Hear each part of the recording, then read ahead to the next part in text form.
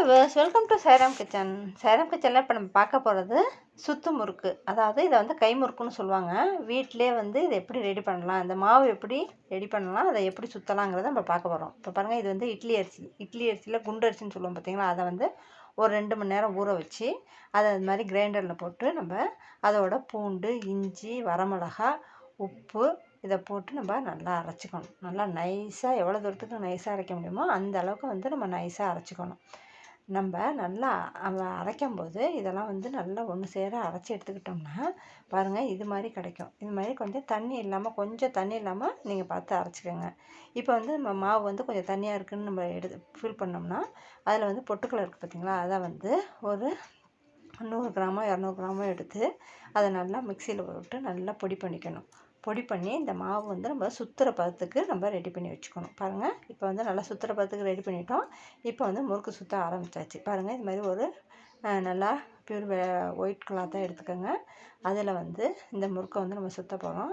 அது பாருங்கள், இப்படி பாருங்கள் எவ்வளோ அழகாக சுற்றுறாங்க பாருங்கள்.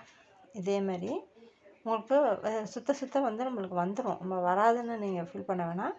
நீங்கள் வந்து மாவை எடுத்து இப்படி சுற்றி பார்த்தீங்கன்னாக்கா அது வந்து அப்படியே ஆட்டோமேட்டிக்காக வந்துடுது.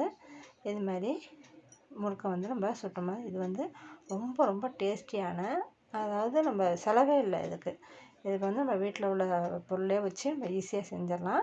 இப்போ வந்து நம்ம இதுக்கு போய் மில்லுக்கு போய் இதை வந்து அரிசி மாவை ஊற வச்சு காய வச்சு அரைச்சி அதெல்லாம் எதுவுமே தேவையில்லை. கொஞ்சம் நம்ம இட்லிக்கு ஊற வைக்கிற மாதிரி இட்லி அரிசி எடுத்து ஊற வைக்க போகிறோம். இந்த மாவை அரைக்க போகிறோம். இப்போ வந்து நம்ம வந்து அந்த முறுக்கை வந்து சுட்டு எடுக்க போகிறோம். ரொம்ப ஈஸியான ரெசிபி இது.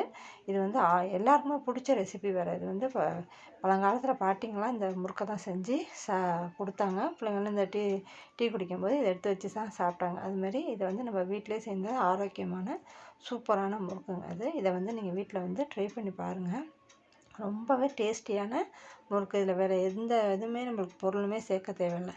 பொட்டுக்கடலை மாவு மட்டும்தான் சேர்க்க போகிறோம். அதை சேர்த்து நம்ம அரைச்சிட்டு இது மாதிரி நம்ம சுற்றி எடுத்துட்டு இதை வந்து ஒரு 1/2 அன் ஹவர்கிட்ட வந்து நம்ம இதை வந்து காய வைக்கணும். காய வச்சா தான் இந்த முறுக்கு வந்து இந்த துணியிலேருந்து இப்படி எடுத்து வைக்கிறதுக்கு ஈஸியாக இருக்கும். இப்போ காய வைக்கும்போது என்ன பண்ணணும், நம்ம மேலே வந்து ஒரு கிளாத்தை வந்து மேலே வந்து நம்ம போற்றி வச்சிடணும். அப்போ தான் வந்து நல்லா சாஃப்டாக இருக்கும். இப்போ பாருங்கள், இதை வந்து நல்லா வந்து அனல் நல்லா இதை வச்சு நல்லா ஆயில் வச்சு நல்லா வந்து நம்மளுக்கு ஆயில் வந்து நல்லா கொதிச்சிடணும். இப்போ முறுக்கு நம்ம ஒன்று போட்டோம்னாக்கா போட்ட முறுக்கு டக்குன்னு அந்த இதுலேருந்து ஆயிலேருந்து வெளில வந்துடணும். அது மாதிரி வந்து நம்ம ஹீட்டு வந்து அது மாதிரி இருந்தால் தான் முறுக்கு வந்து கடுகடுன்னு இல்லாமல் நல்லா நம்மளுக்கு நல்லா மொறுமொறுப்பாக கிடைக்கும். இல்லைன்னா வந்து நம்ம எடுத்து கடித்தோம்னா கடுக்குன்னு இருக்கும். இது மாதிரி ஆயில் நல்லா காஞ்சிருச்சுனாக்கா சூப்பரான நம்மளுக்கு வந்து சுத்து முறுக்கு ரெடி ஆயிரும். நீங்கள் வந்து இந்த ரெசிபி வந்து வீட்டில் செஞ்சு பாருங்கள். செஞ்சு பார்த்துட்டு எப்படி இருக்குங்கிறத கமெண்ட் பண்ணுங்கள். இது ரொம்பவே சூப்பரான ரெசிபி. தேங்க்யூ.